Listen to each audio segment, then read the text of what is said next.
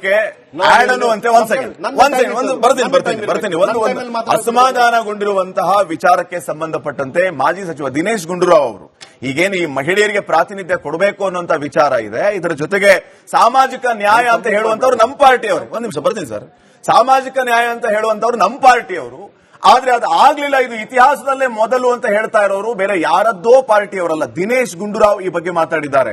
Social justice ವಿಚಾರ ಮತ್ತು ಮಹಿಳೆಯರಿಗೆ ಯಾಕೆ ಅನ್ಯಾಯ ಅನ್ನೋ ವಿಚಾರದ ಬಗ್ಗೆ ಮಾತಾಡಿದ್ದಾರೆ. ಒಂದ್ಸರಿ ಕೇಳೋಣ, ಅದರ ಬಗ್ಗೆ ರಿಯಾಕ್ಟ್ ನಾನು ಶಂಕರ್ ಗುಹಾ ಅವರಿಂದ ತಗೋತೀನಿ. ಹೌದು, ಬಹುಶಃ ರಾಜ್ಯದ ಇತಿಹಾಸದಲ್ಲಿ ಯಾವತ್ತೂ ಕೂಡ ಬ್ರಾಹ್ಮಣರು ಇಲ್ಲದೆ ಇರುವಂತ ಒಂದು ಸಚಿವ ಸಂಪುಟ ಆಗಿಲ್ಲ. ಬಹುಶಃ ಇದು ಪ್ರಥಮ ಬಾರಿಗೆ ಆಗ್ತಾ ಇದೆ. ಅದು ಯಾಕಾಗಿದೆ ನನಗೂ ಗೊತ್ತಿಲ್ಲ, ಅದು ವರಿಷ್ಠರಿಗೆ ನೀವು ಕೇಳಬೇಕು. ಯಾಕಂದ್ರೆ ನಾನು ಜಾತ್ಯತೀತ ವ್ಯವಸ್ಥೆಯಲ್ಲಿ ಬಂದಿರೋನು, ಆದ್ರೆ ನಮ್ಮ ಸಮುದಾಯದ ರೆಪ್ರೆಸೆಂಟೇಷನ್ ಜನ ಬಯಸ್ತಾರೆ. ಯಾಕಂದ್ರೆ ಸಾಮಾಜಿಕ ನ್ಯಾಯ ಅಂತ ಹೇಳಿದ್ರೆ ಎಲ್ಲರೂ ಇರಬೇಕು. ಈಗ ಒಂದು ಖಂಡಿತ ಮಹಿಳೆಯರು ಮಾಡ್ತಾರೆ ಅಂತ ನನಗೆ ಪಕ್ಷ ಆ ವಿಚಾರದಲ್ಲಿ ಏನು ತಪ್ಪು ಮಾಡೋದು ಅನ್ಕೊಂಡಿದ್ದೀನಿ. ಖಂಡಿತ ಅದು ಮಾಡ್ತಾರೆ. ಆದ್ರೆ ಈ ತರ ಎಲ್ಲ ಒಂದು ಸ್ವಾಭಿಮಾನಕ್ಕೆ ಮತ್ತು ಆತ್ಮಗೌರವಕ್ಕೆ ಧಕ್ಕೆ ತರುವಂತ ವಿಚಾರಗಳು ಆಗ್ಬಾರ್ದು.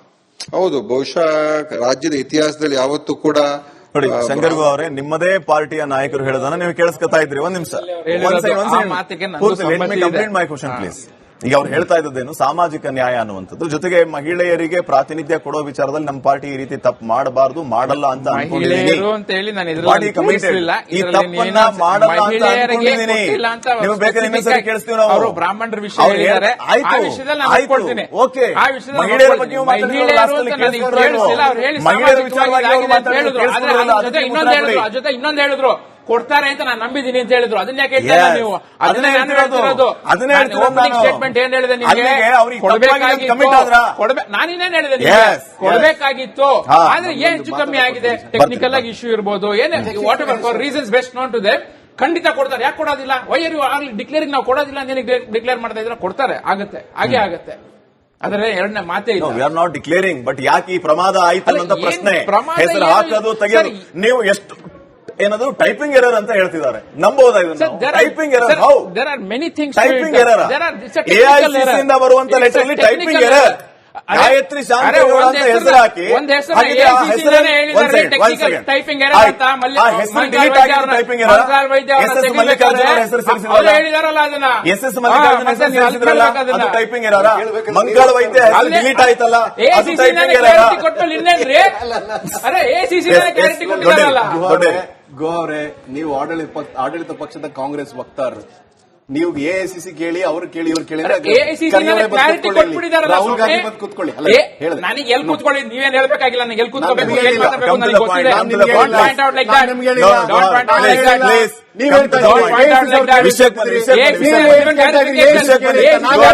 ಕೊಟ್ಟಿದೆ.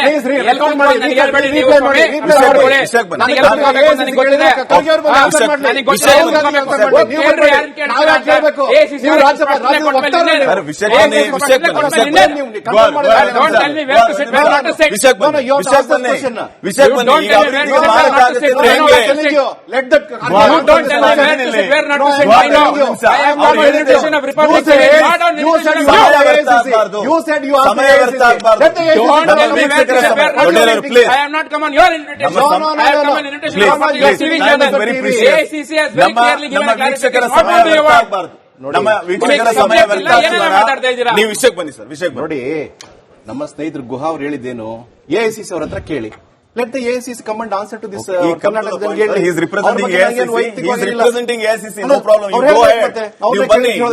ಈಗ ಎರಡನೇದಾಗಿ ಬಂದ್ರೆ ವಿಚಾರದಲ್ಲಿ ಅವ್ರು ಟೈಪ್ ಆಗ್ಬಿಡೋದು ಅಂತಾರಲ್ಲ, ಇನ್ನೊಬ್ಬರನ್ನ ಮಂತ್ರಿ ಮಾಡಿದ್ದಾರೆ ಬಿಜೆಪಿನವರು.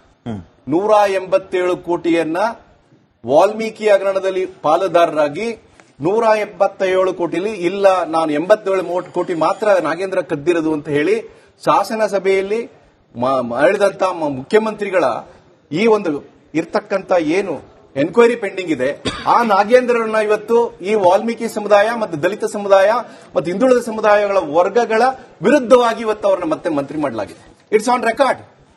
ಮಾಜಿ ಮುಖ್ಯಮಂತ್ರಿಗಳು ಸದನದಲ್ಲಿ ಹೇಳಿದ್ದಾರೆ 187 ಕೋಟಿ ಕದ್ದಿಲಿಲ್ಲ, ಅವನು 87 ಕೋಟಿ ಕದ್ದಿದ್ದಾನೆ, ಅದನ್ನ ನಾವು ರಿಸೀವ್ ಮಾಡ್ಕೊತಾ ಇದ್ದೀವಿ ಅಂತ. ಅದರಲ್ಲಿ ಐಷಾರಾಮಿ ಕಾರು, ಒಡವೆಗಳು, ವಜ್ರ ವೈಡೂರ್ಯಗಳನ್ನ ಖರೀದಿ ಮಾಡಿದ್ದು, ಬಳ್ಳಾರಿ ಎಲೆಕ್ಷನ್ಗೆ ಖರ್ಚು ಮಾಡಿದಂತ ಮಂತ್ರಿನ ನಾಗೇಂದ್ರ ಅವ್ರನ್ನ ಮತ್ತೆ ಇಲ್ಲಿ ಮಂತ್ರಿ ಮಾಡಲಾಗಿದೆ. ಮತ್ತೆ ಪಾಪ ಅವರು ಶ್ರೀಮತಿ ಲಕ್ಷ್ಮೀ ಹೆಬ್ಬಾಳ್ಕರ್ ಅವರು 2020-25 ಮಾರ್ಚ್ ಮತ್ತು ಏಪ್ರಿಲ್ ತಿಂಗಳಲ್ಲಿ ಕೊಡಬೇಕಾದಂತ 5,500 ಕೋಟಿ ರೂಪಾಯಿ ಅವರು ಲೆಕ್ಕ ಕೊಡ್ಲಿಲ್ಲ. ಈ ಲೆಕ್ಕ ಕೊಟ್ಟಿಲ್ಲ ಅನ್ನೋ ಕಾರಣಕ್ಕೆ ಏನೋ ಪಾಪ ಅಥವಾ ಇನ್ಯಾರಾದ್ರೂ ಅಂತ ಒಂದು ಕೊಡೋಂತ ವ್ಯಕ್ತಿ ಬೇಕು ಅನ್ನೋ ಕಾರಣಕ್ಕೋಸ್ಕರ ಈ ಹೆಣ್ಮಕ್ಳನ್ನ ಈ ಸರಿ ತಗೊಂಡಿಲ್ಲ. ಅವರು ತಗೊಳ್ತೀವಿ ಅಂತ ಹೇಳ್ತಾರೆ ನಮ್ಮ ವಕ್ತಾರರು, ಇವತ್ತಿನ ಡೇಟ್ ತಗೊಂಡಿಲ್ಲ. ಅವ್ರು ಅಷ್ಟು ಕೇಳಿದ್ರೆ ಅವ್ರ ಕೋಪ ಬರುತ್ತೆ. ನಾವೇನಾದ್ರೂ ಸರಿಯಾದ ಪ್ರಶ್ನೆ ಕೇಳ್ಬಿಟ್ರೆ ಅವ್ರ ಆಡಳಿತ ಪಕ್ಷದವ್ರಿಗೆ ಒಂದು ಇದಿಲ್ಲ, ಸಂಯಮ ಇಲ್ಲ. ವಿರೋಧ ಪಕ್ಷದವ್ರು ಕೇಳೋ ಸಂಯಮ ಇಲ್ಲ. ನೀನ್ ಯಾರು ನಾನು ಯಾರು ಅಂತ ಮಾತಾಡ್ತಾರೆ. ನಿಮಗೆ ಪಾರ್ಲಿಮೆಂಟ್ ಇಲ್ಲ, ಇಲ್ಲ, ಇಲ್ಲ, ಇಲ್ಲ. ಪ್ರದೀಪ್ ಅವ್ರನ್ನ ಮಾತಾಡ್ಸ್ಬೇಕು. ಡಿಬೇಟ್ ಆರಂಭ ಆಗಿ 10 ನಿಮಿಷ ಆಗಿದೆ. ಪ್ರದೀಪ್ ಅವರು ಕನ್ಕ್ಲೂಸಿವ್ ಬನ್ನಿ ಸರ್. ಮತ್ತೆ ಮಾತಾಡಿ. ನಾನು ಹೇಳ್ತಾ ಇದ್ದೀನಿ, ಇದು ಇದು ಗೂಡಾಗಿದೆ. ಇವತ್ತು ಸರ್ಕಾರ ಗೊಂದಲ ಆಗಿದೆ, ಆಕ್ರೋಶ ಇದೆ, ಅವರಲ್ಲೇ ಇರ್ತಕ್ಕಂಥ ಇದಿದೆ. ಈ ಸರ್ಕಾರ ಜಾಸ್ತಿ ದಿವಸ ಬದುಕಲಿಕ್ಕೆ ಸಾಧ್ಯ ಇಲ್ಲ.